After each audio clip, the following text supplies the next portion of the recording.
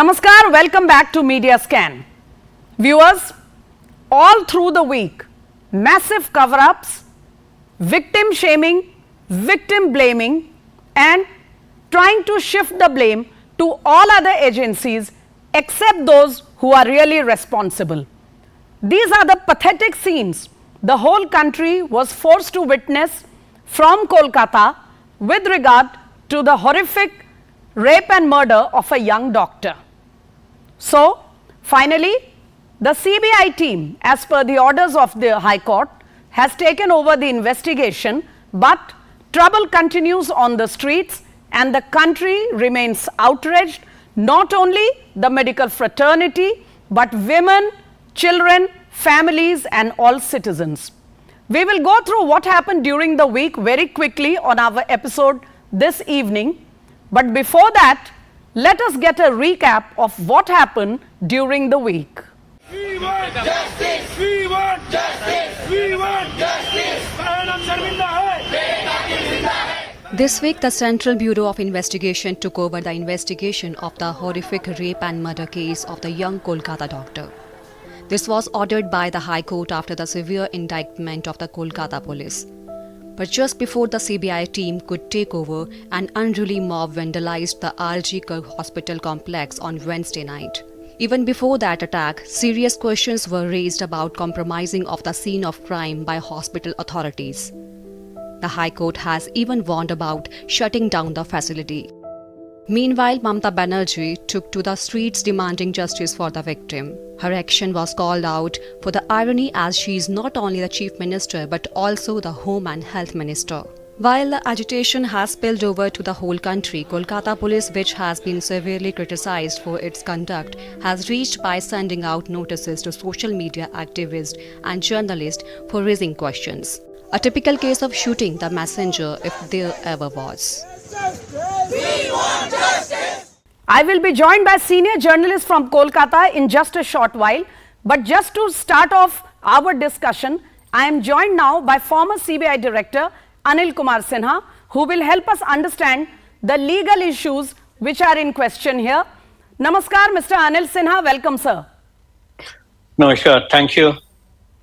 Sir, the High Court in Kolkata has very severely indicted the administration and Kolkata police for their conduct in this very brutal case of rape and murder of a young doctor. At the same time, there are reports of cover-ups and trying to shift the blame, even blaming the victim in a certain case by the hospital authorities. At the same time, you must be following on news. There are a lot of reports about compromising the scene of the crime, vandalizing the venue, etc. by people, police not able to stop them, in fact hiding in the hospital corners when people attack the position. Under the circumstances, do you think the CBI team that has just taken over the investigation is going to face a very challenging situation to really reach at the bottom of the crime? There's no doubt about it that there are going to be enormous challenges before the Central Bureau of Investigation team which has taken over the case. But at the same time, let me start by saying that this is a heinous crime. The way young life has been snuffed out in the most horrendous way requires condemnation from everyone and anyone. And this is not something which we can ever, even in the wildest of our dreams, condone. Yes. Whosoever may be doing. I'm not going to take any names or any sides, but then let me tell you, it pains everyone. A young daughter's life has been snuffed out, and what can be more horrible than this? This is not something that anyone can be proud of, and any kind of justification which is given for such heinous crime is simply out of place. And I'm not going to comment upon what the Honorable Court has said and what the politicians of various hues are saying on the matter, because that will be joining issues with them for nothing. The fact of the matter is that there are a couple of things which are required for the investigation. Number one, in this kind of crime, which is a very heinous crime, it is imperative that the purity and the integrity of the scene of crime is maintained. Because at the scene of crime, there are two types of evidences which are collected. One, which is the physical evidence present in the place of occurrence, at the place of occurrence, which is the scene of crime, and the other, which are available on the body of the victims, which is the victim-centric evidences, which can be anything, the injury marks, the fluids, various things. I'm not going to go into the details. I do not know whether during the previous couple of days for the investigation, whether a forensic sweep was done, a forensic scanning of the scene of crime was done. But the expectation would be that the integrity of the scene of crime would be maintained, because when the CBI goes in, and mind you, at this point, let me tell you that right from the day one, since this crime happened, the horrible crime, there has been hue and cry, and everyone has been asking for the investigation of the CBI, which by itself suggests that people in this country, by and large, they place a lot of faith in the investigation of the CBI, Sir, and we have a track record yes. to prove If that. I may, if I may interrupt you here, sir, there are claims from the state government and even the Kolkata police that even though there was some vandalization and trouble by protesters, the actual scene of the crime has not been compromised, it is intact. However, the visuals do not inspire any confidence. But coming to the nature of the crime, sir, you do understand that in incidents like these, there is always a social outrage, an outrage from the public, and in the middle of this outcry, does it also become more pressurizing for the investigating team to carry on its work? Do you think it has a negative impact, or do you think it puts more responsibility and so it is helpful in a way? Let me tell you that whatever the situation may be, CBI is a professional outfit. We have a track record, and Central Bureau of Investigation, I know it. I mean, even before my time and even after that, they conduct themselves in an extremely professional manner. Right. And pressures and any kind of interferences and interventions, even unnecessary ones, notwithstanding, CBI goes about its work in an extremely professional manner. They just do not succumb to any kind of interventions. That's number one. Number two, coming back to the claims that the purity of the scene of crime has been maintained if it has not been polluted, well, that is very good, if that be so. But then I'm not in a position to comment upon that. That would be for my friends in the CBI who are now investigating the matter to understand whether it is as intact as it should have been, or if there is any kind of a compromise. Sir, you have very generously appreciated your force, and I'm sure rightly so. But still, the Chief Minister, even before the investigation was transferred to the CBI on the orders of the court, was very categorical in saying that the conviction rate of the CBI is also nothing to be very hopeful about. How do you look at that? Well, again, as I said in the beginning, that I'm not going to join issues with anyone, but at the same time, let me clarify it. The conviction rate of the CBI has always been, decades after decades, over 60%, 67%, which is the highest ever achieved by any investigating agency, not only nationally, but globally also. CBI has been receiving appreciation for its conviction rate, even from Interpol, even from the international police community world over.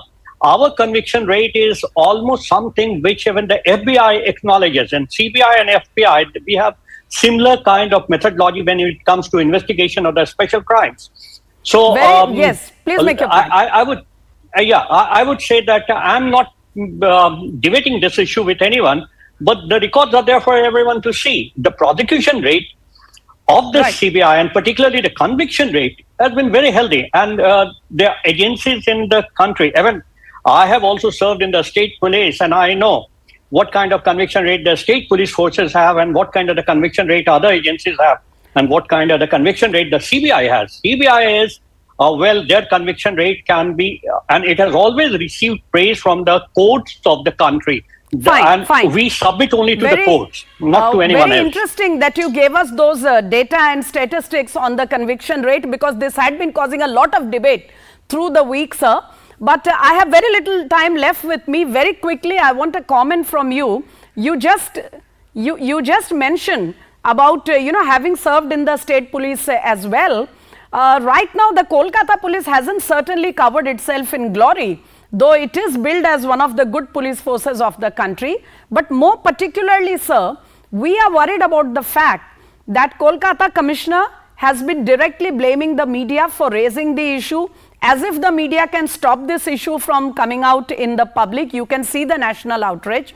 At the same time, dozens of notices by the cyber cell are being sent to netizens, people on the social media, threatening them and asking them to take down their posts, whoever dared to question the conduct of the police. Do you think this is really in the true traditions of a professional police force? Well, I will keep my comment to myself, except saying one thing, that when such heinous crimes take place, the outrage, whether it is in the media or it is in the public, is understandable, and we cannot, again, stifle any voice against such crimes. Then what justifies shooting the messenger? Well, again, it depends on the person concerned and the agency concerned, and I'm in no position to comment upon what they are saying and what they are not saying, or what they are doing or not doing, because they would be the best judge of what they are doing. For their own actions, they would be liable. For their own utterances, they would know what it is. And why should I wouldn't like to poke my nose into that. But the fact remains that a professional agency has to conduct itself in a professional manner, notwithstanding the hue and cry in the media, not withstanding, the outrage, because the outrage is understandable. It is, in a way, I would say, what else could you expect in a manner like this? Look at the scene. The Renaissance man of the medical science in India, Mr. Radhagovind Kar, the hospital is named after him. Would we ever, in the wildest of our dreams, ever expect such horrendous crime to happen there? Snuffing out a young life like this? A person who was giving us care, who was training herself to become a caregiver to the millions of the poor and the unhealthy people in the country. And she was what? She had the whole life before her whole future before her. True. And this kind of a crime, it doesn't... That is what makes it so worrisome, sickening. Sir. But just It's a sickening. last comment. In his address from the Red Fort on Independence Day, the Prime Minister had some very profound words on this entire challenge of crimes against women. And Absolutely. he did make a very pointed argument that if we were to focus not just on the crimes, but on the issue of punishments to the convicts, perhaps it would help in instilling the fear of the law in other prospective criminals. How would you look at that, sir? Honorable Prime Minister has been absolutely spot on this issue. We have been saying this, that convictions and the prosecution and the swift punishment to the culprits, to the criminals, is the only way to protect the society, whatever the crime may be. See, in this manner, I can tell you, if the crimes continue, who would feel safe? Correct. So that is why when the Honorable Prime Minister says that we have to now focus on the punishment also, and he has talked about the highest punishment to be given to such culprits, such criminals, and no praise would be enough for that, because he has expressed and echoed the sentiments of the countrymen and the whole lot of people out there. We have to assure our girls, our women, that the country stands with them and stands for them, and the country will do everything. And every agency, whether it is the local state police or the central agencies investigating the matter, or any kind of law enforcement agency, stands for them and stands with them.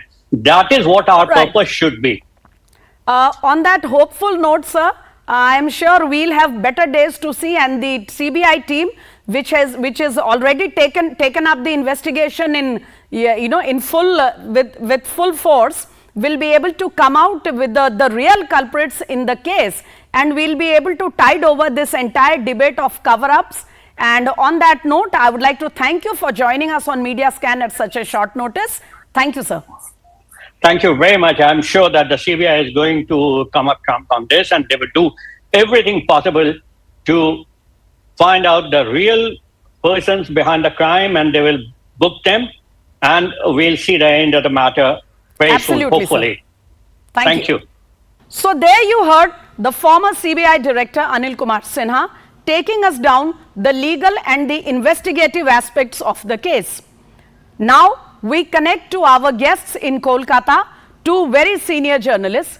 But before that, let us just listen in to what was spoken about these incidents in Kolkata earlier this week. আমি যতটুকু information পেয়েছি, আমি ছাত্রছাত্রীদের কোনো দোষ দিচ্ছি না। বহিরাগত কিছু রাজনৈতিক লোক যারা বাংলায় অশান্তি করতে চান, বাম এবং রাম, তারা একত্রিত হয়ে এই গন্ডগোলটা করেছে। पीछे तो बहुत कुछ है, ये किसी को मालूम नहीं है। हम लोग चाहते हैं कि अंदर में क्या है, क्योंकि एक ऑडियो वायरल हुआ है, वही ऑडियो में बोल रहा है कि कोई डॉक्टर ने, कोई बोल रहे बहुत सारा लोग जुड़े हुए हैं और कोई प्रभावशाली लोग भी इसमें जुड़े हैं। तो कौन किसके ऊपर ये बोल रहा है? क्योंकि वो बोल रहे हैं हम लोग जानते हैं, इसका पूरा जांच होना चाहिए, हम लोग ऐसे इसको छोड़ेंगे नहीं। Viewers, I am joined by Mamata Banerjee, senior journalist from Kolkata. She will be helping us to understand what is going on in Kolkata on this issue currently. Welcome, Mamata. Yeah, hello. Also with us, Prasenjit Bakshi, senior journalist from Doordarshan, joining us once again on Media Scan. Namaskar, Prasenjit da, welcome back. Thank you.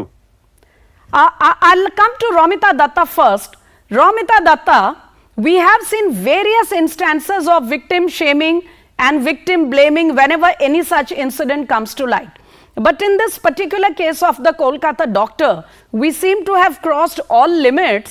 The chief minister you just heard blaming Ram and Vam, which clearly means her political rivals, and then coming out on the streets demanding justice as if it is some other government that she is protesting against. At the same time, Kolkata police has not covered itself in glory with the kind of attitude, the conduct that has been seen. How do you look at the scenario, Mamata?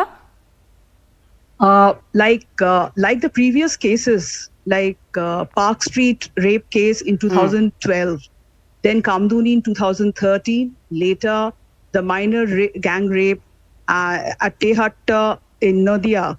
So in all these cases, like the initial response from the chief minister was either it was a fabricated incident or somewhere the victim had been at fault. Like she said in one instance that the victim had some love affair or was she pregnant. That was in the Tehatta case. So we've seen that, the first reaction coming from her as this incident, like sort of, played out, like downplaying this rape incident, that is quite common. That is the common thread that runs through all these incidents as far as her first reaction is concerned. But then here in this Arjikor thing,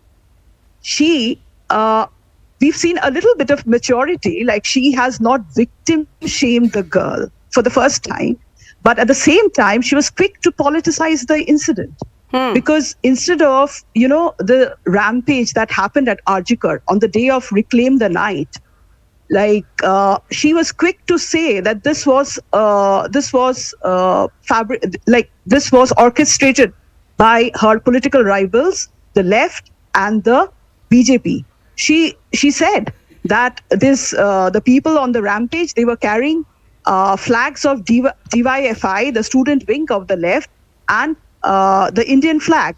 So now you tell me, if they had, if they were the mastermind, if these political parties were the mastermind behind this rampage, would they be carrying their party flags? Would they be carrying such party flags to the incident and be identified?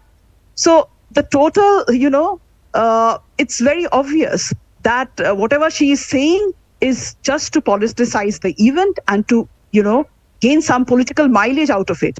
She is in a very sticky wicket as far as this incident is concerned.